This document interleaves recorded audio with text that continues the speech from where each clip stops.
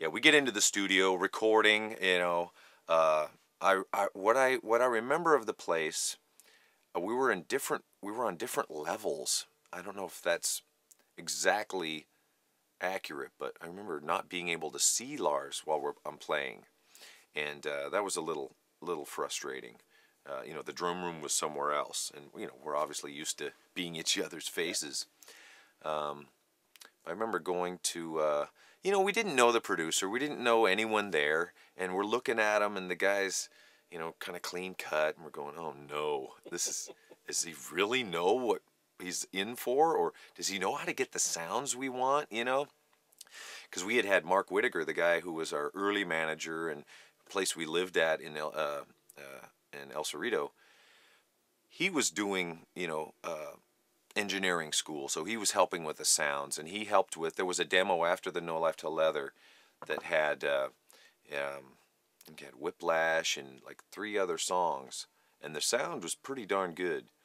And I remember driving around, and this guy Bob, who we had befriended up there, who was a complete nutcase. He was our shuttle service, He'd hang out. He'd take us to go get wings, or, go drinking or whatever. He was our ride around.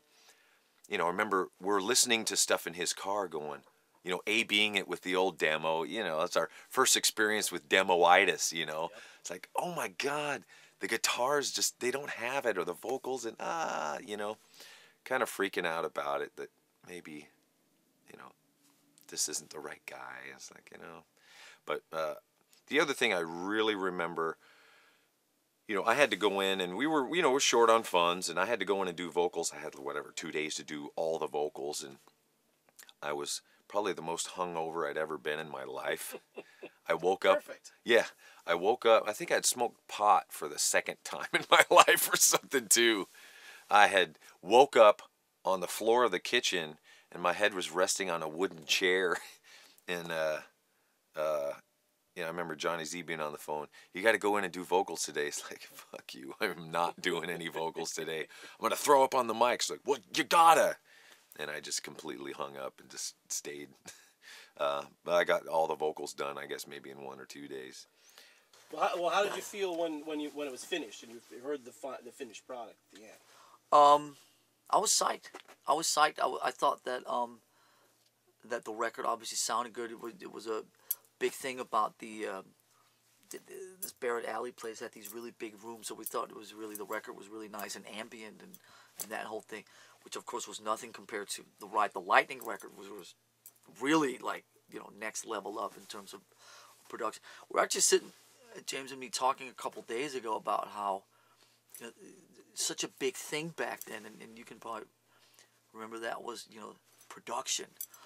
Oh, we got to get Chris to Sangaritas, or we got to do this, or Martin Birch. Ooh, it's a production. The sounds. It's like now you just fucking go in and play, and I mean it's almost like you're trying to play it down now. You just want it to sound like garagey, and you don't want to fuck with it too much. Back then it was like, Def Leppard was on the radio every half hour. Ooh, listen to the kick drum, and I mean I remember sitting there being super psyched about the way it sounded, and and obviously it was also a big step up from the demos in terms of sound and so on. And I remember the first time we held the record, it was down in Jersey, right before the Raven tour started, early mid July. It was like, fuck. It was like you're holding a record, your own record, with the word Metallica. That was a pretty big moment. Boy, I listen back to those vocals and go, who is that? Yeah. Who is that? Who is she? I mean, some of his high screaming stuff. It's like, wow. And whether my balls hadn't dropped completely by then, or I don't know. But when you're first starting, I was really thrown into the singing part. I wanted to be a singer really bad growing up.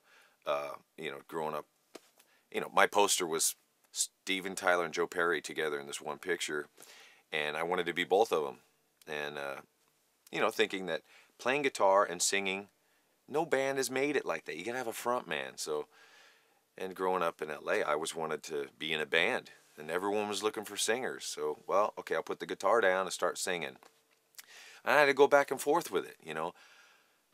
Okay, I'm gonna sing. It's gonna be awesome. I'm singing, you know, at the Saxon show and going, oh, I miss playing guitar, and we need another guitar. So I'll pick the guitar up again, and man, I feel this, you know, the riff and this, and okay, we're looking for a singer now, and then we look for a singer, and it's like, dude, the guy's a poser, and oh my god, and I go back and forth, and you know, I end up doing the rhythms because he's not as good, and that, and it's like, all right, I'm gonna attempt to do both, you know, and you know, if a singer comes along, then okay.